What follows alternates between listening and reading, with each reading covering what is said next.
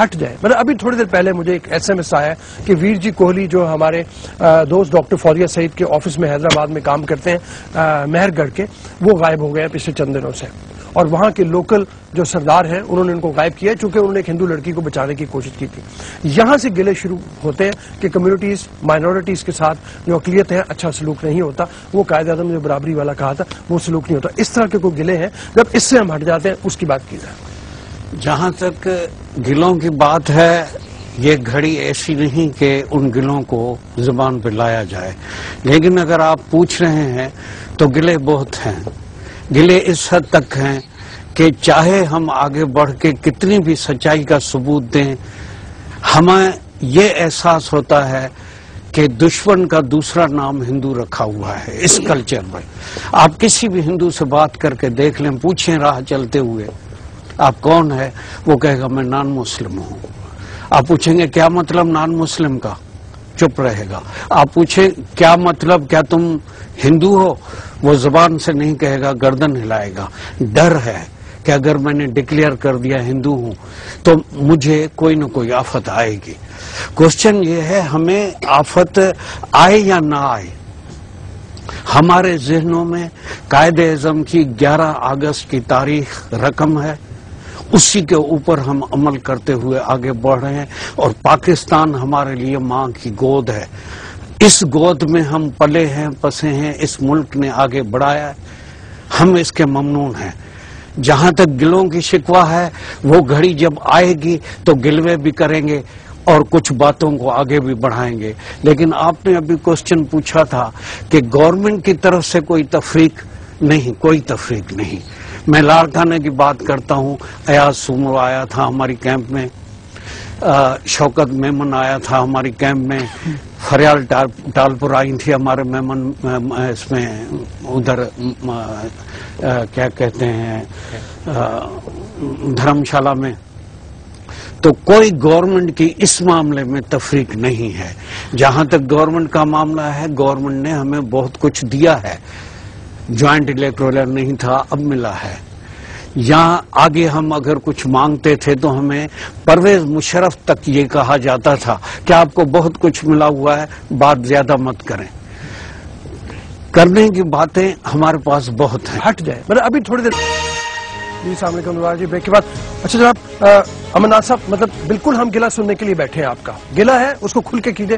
میں ویسے مطلب سمجھتا ہوں کہ ہم زیادہ تر لوگ واقعی حل کرنا چاہتے ہیں. ہم سمجھتے ہیں کہ آپ اتنے ہی شہری ہیں پاکستان کے جتنا میں ہوں, آپ کو حق ملنا چاہیے اس طرح کا. گلہ کیجئے بالکل. آپ گلہ اگر سننا ہے تو میں گلہ کرتے وقت یہ نہ سمجھیے کہ میں کوئی گلہ ایک غیر ہو کر رہا ہوں, اپنا سمجھ کے گلہ کر رہا ہوں. جی, کیونکہ مجھے قائد اعظم کی 11 اگست کی وہ تقریر بھی ذہن میں حرف بحرف یاد ہے.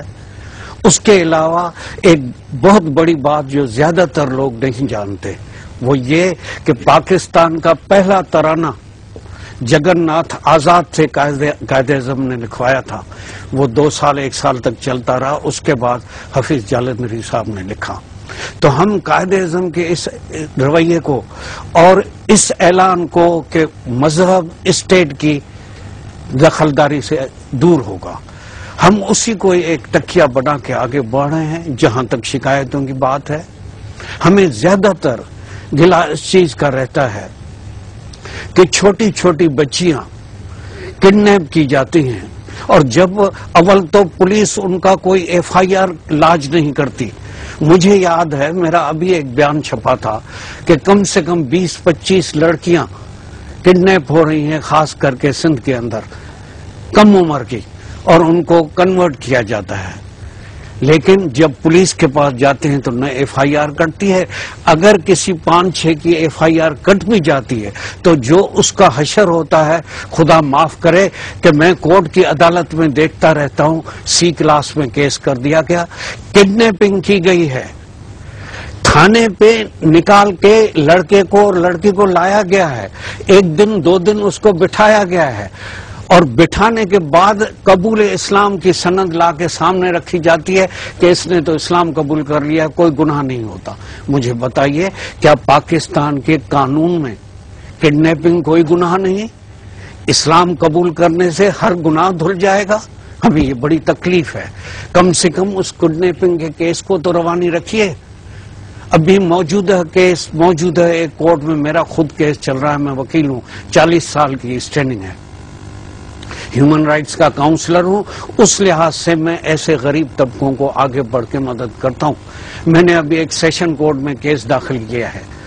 بخدا تو صاحب یقین کیجئے گا، میں نے پہلے دن عدالت کو کہا تھا لڑکی کو لائیے، لڑکی کی عمر 21 سال ہے، اگر لڑکی کہہ دے گی میں مسلمان ہو گئی ہوں تو ہم کبھی بھی اس کو چھیڑیں گے نہیں، کوئی جھگڑا نہیں ہوگا. جج صاحب نے کہا بہت اچھی بات کر رہے ہو. آج 1.5 سال گزر چکا ہے، میں صرف اس بات کی ضمانت چاہتا ہوں کہ اس بچی کو نکاح تو کر لیا، قبول اسلام میں بھی لے کے آئے، کیا گارنٹی ہے ماں باپ کو کہ اس لڑکی کو روڈ پہ نہیں چھوڑا جائے گا؟ میں کہتا ہوں صرف کورٹ میں بلا کے اس سے ضمانت لی جائے 5 لاکھ کی، 10 لاکھ کی، کیا آپ اس کو کوئی دھوکہ نہیں دیں گے، گھر میں رکھیں گے؟ کیونکہ کاروبار ہو رہا ہے. اگر میں کھلے الفاظ میں کہوں تو میرا خیال ہے یہ عقل نہیں ہے کہ میں کہوں کہ پٹھان لڑکی کتنے میں بکتی ہے، بنگالی لڑکی کتنے میں بکتی ہے، ہندو لڑکی مفت میں بکتی ہے. اس ڈاکیومنٹ کے اوپر جب جج صاحب نے مجھ سے پوچھا کہ امرناتھ کے مہر کتنا ہے تو میں نے بات کو اگلوانے کے لیے کہا صرف سر 5 روپے. تو کہا میں نے کہا 50 روپے. تو دوسرا کھل کے بولتا ہے صاحب 500 روپے. اب مجھے بتائیے 500 روپے میں آپ لڑکی خرید رہے ہیں جبکہ کڈنیپنگ کا کیس داخل ہے، جبکہ ہم نے ایک آدمی کو گرفتار کرا لیا ہے. ہوتا کیا ہے جب گرفتار ہو جاتا ہے اس کا جرم گرفتار ہونے والا کا بھی سی کلاس میں آ جاتا ہے. آج 2 سال ہو گئے ہیں رؤف صاحب، کیا ہوگی ماں کی حالت، کیا ہوگی باپ کی حالت؟